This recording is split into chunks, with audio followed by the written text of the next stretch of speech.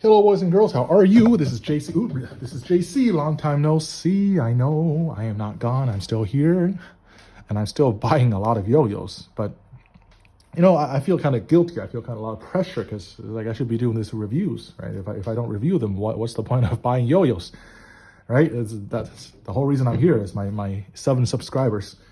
Anyways. The yo-yo we have today is quite an exciting one. I think it's from Yoyo Factory. It's called Shutter Evil.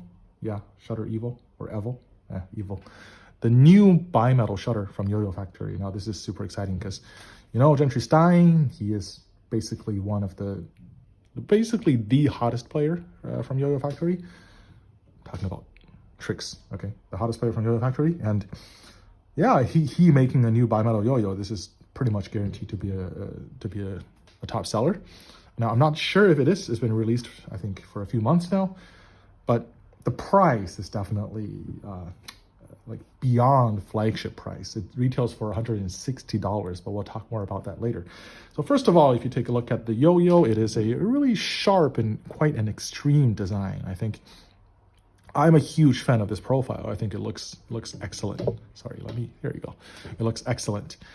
And just because I want to compare this to the first bimetal shutter, honestly think the bimetal shutter is a bit ugly, just in my opinion. Again, this is super subjective, but I just don't like the curve, kind of the curvy, almost like fat, bulky profile. Meanwhile, if you look at the Shutter Evil, it's much more straightforward, much sharper, much more aggressive. And you look at the rings, they are massive. They are massive.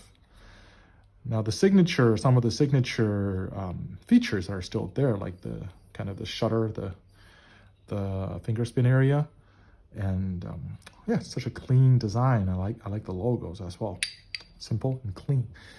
And what's nice about this Shutter Evil is that it's got even heavier rim weight than the original shutter, and based on just looking at it, because the original shutter bimetal is already a beast.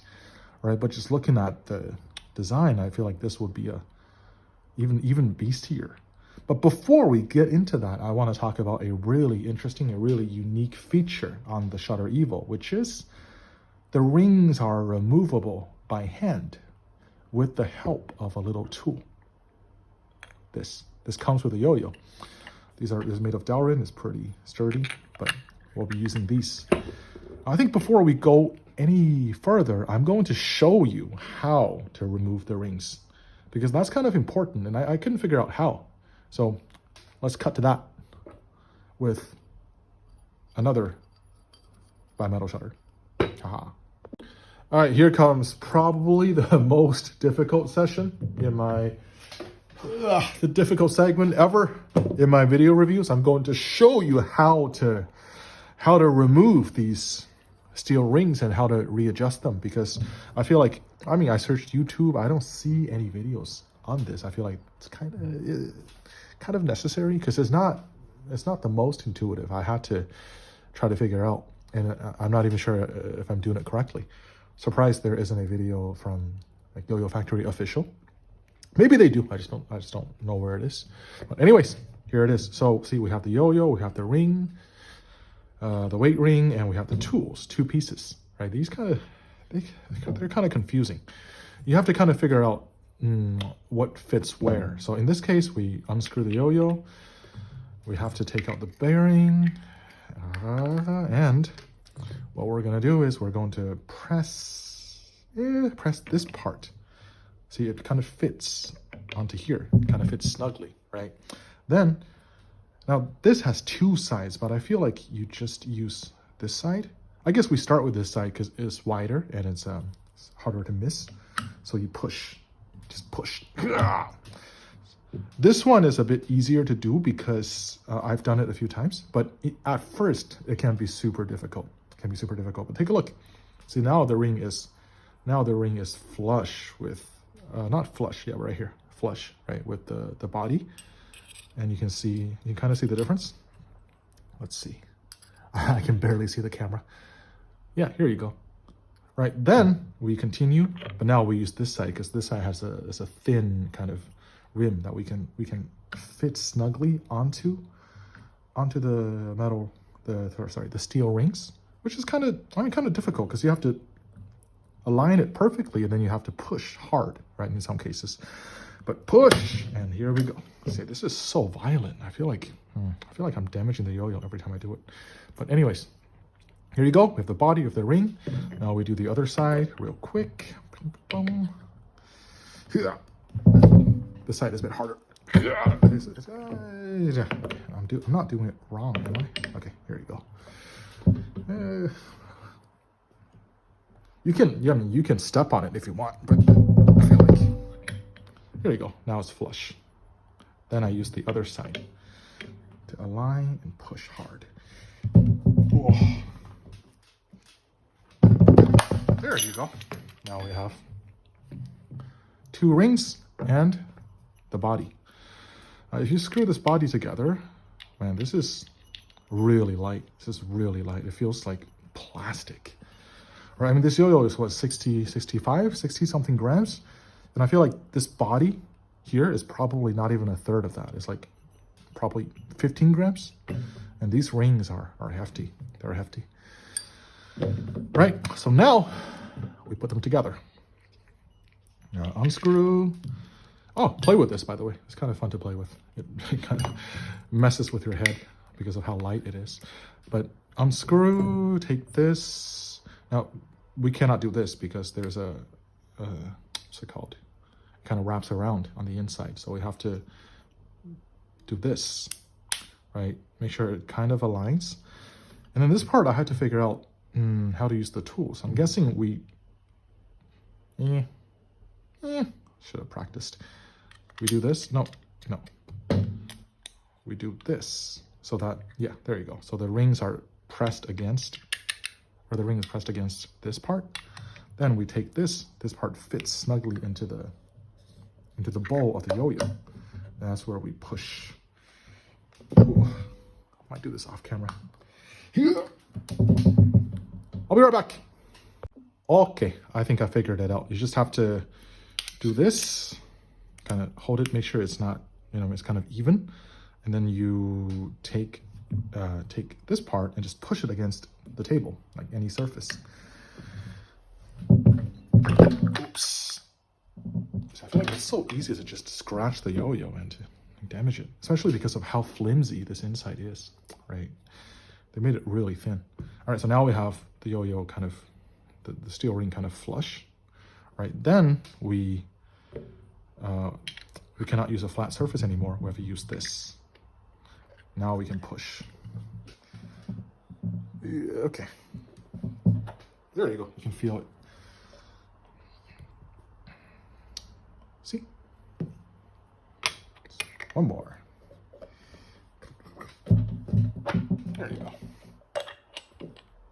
So now these two pieces, they look pretty well aligned, but you have to make sure because just a tiny bit of misalignment can cause like butterfly wobble, right? So what we're gonna do is we take this piece, this big piece here, and we screw the yo-yo together, but around it, not around it, but with this in between. So what this does is the weight or the width here is perfect so that it kind of pushes the two rings to be relatively, not 100%, but probably close to perfectly aligned. And once you do that, your yo-yo should play well without too much vibe or wobble. And that's how you use the Yo-Yo Factory tools. Basically, you look at these two pieces, you look at each side, look at the shape, and try to do a little puzzle and try to figure out how to get it. All right, now to the review. Okay, we are back, and I have this one restored, kind of. I actually set it, I put it in the middle, like kind of in line with the body. So we kind of have a more extreme H shape. It's actually a really interesting shape. You can play with this. It's very playable, but it's not good. It does not perform well. I mean, I know you can do all kinds of interesting, weird things with the rings. You can put them on backwards, but this is the only assembly that plays well, in my opinion. This doesn't have enough stability. But anyways, So this feature, why did Yoyo Factory do this feature? They said it's because of how bimetals are very vulnerable to damage, right? Once you ding them at high spin speed, you're kind of screwed. You can be screwed because the rings would shift, right? The rings would shift, and then your yo-yo will vibe, or even worse, wobble, and that might ruin the yo-yo for a lot of people.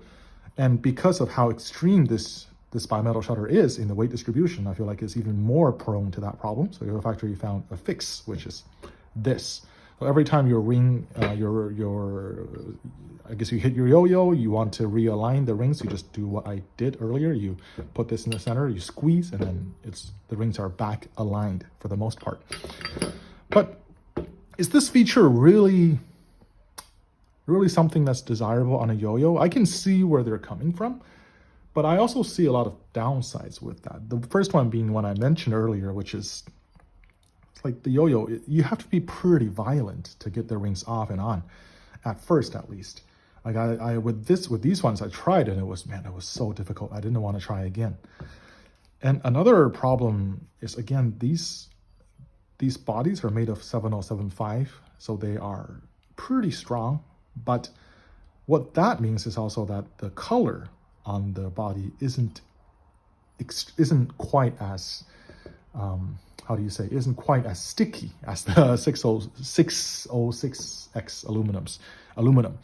So I can definitely see this yo-yo being scratched up, being or the colors fading along the sides when you do the maneuver with the rings. So would you pay $160 and then mess around with the rings, potentially scratching or damaging your yo-yo? For some people, maybe yes, but for some, I feel like it's no. For some, I think you wouldn't even try that, because the yo-yo is very expensive. So is this something really genuinely useful, or is it gimmicky? Oh, actually, there's another big strike against it, which is if you do the ring thing a few times, not even that many times. I've done it on this one probably like 5 or 6 times. The rings kind of begin sliding when you play with the yo-yo, just a little bit, because sometimes I would play with this shutter bimetal for a while, and then I realized it starts to wobble. After maybe like 20-30 minutes of play. Then I have to use this to realign the rings, and the wobble goes away. And I feel like this is going to get worse because it becomes loose as you assemble and disassemble the rings, because the assembly definitely became much easier after like the 3rd or 4th time. So again, this is know what you're getting into when you purchase this yo-yo, right? Because it's definitely not something you're used to. All right, now on to performance. The bimetal shutter, how does it perform? It has extreme rim weight. Seriously, it's so heavy. This is probably the hardest yo-yo to snap start in my entire collection, because of the weight on the rims, and also because of how thin this part is. And so the question is, when you put that much weight onto the rings, does it really deliver elite performance? I think the answer is kind of in between, because with rim weight, I believe there's some diminishing return. Again, this yo-yo the Shutter Evo is definitely stable, definitely long-lasting, but compared to the original Shutter bimetal, I don't feel like there's a massive improvement. Maybe just a little bit, but in terms of spin time during tricks, in terms of stability, I feel like they are similar. I actually might even prefer this one because it feels more all-rounded. The Shutter Evo feels heavy and sluggish, and it's just not as comfortable to play with, even though it looks awesome. I love this look. I can't stress that enough. So, one thing it's really good at is finger grinds. Man, it grinds forever. So that's awesome. But in terms of performance, I feel like, and also, just worth mentioning, this is designed by the SUS studio, or the SUS studio from Japan. And this is, I believe, by Yoyo Factory and Gentry. So these two yo-yos aren't quite made by the same designers. So I wouldn't say this is like a strict improvement over this. And honestly, I don't think it is, because again, it does feel quite sluggish. It's not great for certain styles. Like if you want to play fast, if you want the yo-yo to change direction, if you want the yo-yo to basically follow your hands, this yo-yo kind of has its own mind. But if you kind of slow down and kind of compromise with the yo-yo, with the shutter, I feel like you can really enjoy this yo-yo. I think this shutter is something that takes quite a while to get used to.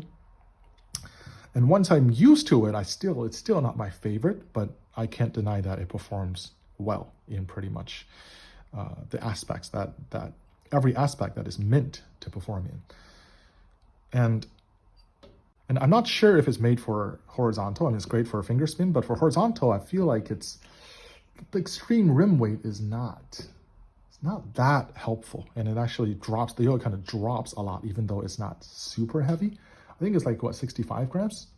Yeah, even though it's not super heavy, but the yo-yo kind of drops when I try to do horizontal, which is not the best. Or you want the yo-yo to be floaty, to kind of be able to cut through the air as you go fast with horizontal tricks. So yeah, look at Gentry's style, look at his style. If that's what you think you want to go for, I think the shutter would be fairly suitable. But once again, we have to talk about the price tag. The price tag of, holy crap, $160. $160, and that's super expensive. Like, would you pay $160 for what is essentially like almost like an experiment, right? Because this is their first time doing it. I feel like it is not executed perfectly, especially the thing with the ring sliding. You don't want to disassemble this too much, right? Again, with this price tag, you have to be careful, right? You have to keep in mind that in the future they might release another product like this, but perhaps with more flexibility or with more maybe better thought out, even though I'm not sure if that's possible. Yeah, it's a super cool product, and I'm a big fan of how it looks. I'm a big fan of it's kind of fun to fiddle with, but overall 160. I think you have to think about that. That's all I've got. Thank you. That's all.